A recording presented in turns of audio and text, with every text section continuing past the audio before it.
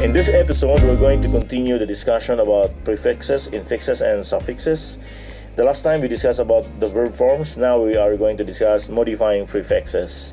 Modifying prefixes used to modify the action of the verbs.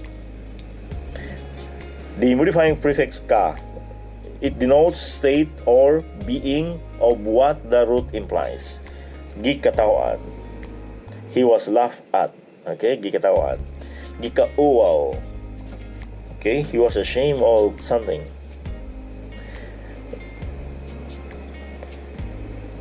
Pa introduces the subject toward an accomplishment. Mupakatawa. He is going to what you call this? To make you laugh. Mupakatawa. Mupabuhat. He has something wanted to be done or created. Mupabuhat. Paka denotes according to fact or contrary to fact. Pakasadon. He's going to be blamed. Pakasadon. Pakamatyan. He's going to die for this cause. Pakatulgon. He will let you sleep. Okay? Pakatulgon. Modifying prefix paki, it denotes requests and goes with mi, mo, nag, mag, naka, maka verb forms. Okay? So, nagpakisayod. He was asking for information. Nagpakisayod. Magpakisayod is the future tense. Nagpakiluoy. He begged for mercy. Magpakiluoy is he's going to ask for something favor from you. Mupakiluoy, something like similar to the first example, but this is in future tense. Mupakiluoy, mipakiluoy. Okay. Pakig denotes offer for, proposal to, protestation to, or declaration of.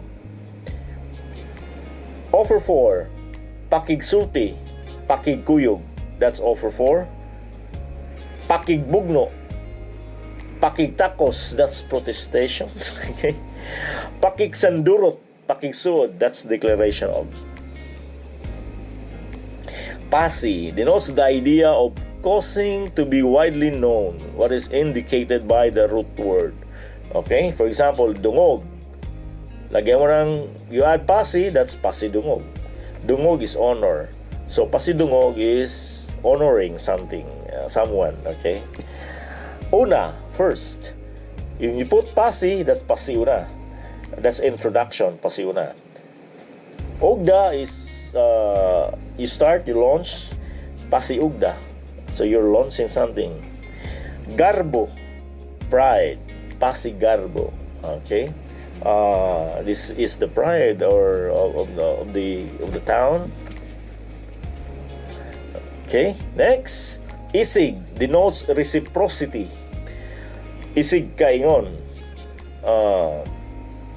oneself. Isig kaingon. Isig hambog. They're competing. Or they're boasting against each other. Isiglungag, they're creating holes. Isighilak, they're both crying. Isighilak. He denotes casualness or of happening or action. It goes with na and ma. Nahikurat, nahibulong, nahisukarap. So casualness. And that can be combined with mipa, mupa, nagpa, magpa, and nakapa. Mipa himulos. So again, he denotes casualness of happening or action. Mupahimulos, nagpahimulos, magpahimulos, nakapahimulos. Hing denotes fondness or propensity of or habit. It can be hin or him. Okay, take note of the N and the M. Himakak. Him plus bakak. So you are following the ba at pa rule and dalarasata rule in the Filipino language. Himakak. So him, because the first letter of the root word bakak is B. So him, it's himakak. Hinanaw. So you are applying dalarasata rule. Hinanaw. Hinganta. So other than consonants and the vowels, okay, other letters, other than the dalarasata and baan pa, so use hinganta.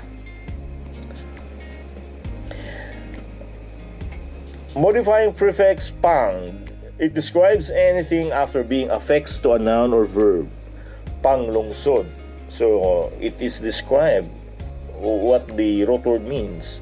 Okay? So lungsod, so panglungsod. So this is for the town, panglungsod. Pangsugal, sugal is gambling, so this is for gambling. Pangtuyok, okay. Pangbata, bata is a child, so pangbata it means it's for children. Pang Pasko, Pasko is Christmas, so this is for Christmas, Pang Pasko. Panggukod, Pang Kiskis. So here I have an exercise. You can apply the appropriate modifying prefixes, and if necessary, you apply the verb form to the underlined and highlighted word in the given sentences. Try to make an answer here, and please put that on the comment section below, and I will check later. Daghang salamat! Until the next time we have a new post here on my channel, please subscribe and don't forget to click that alert button so that you will be notified of any new video here. Daghang salamat!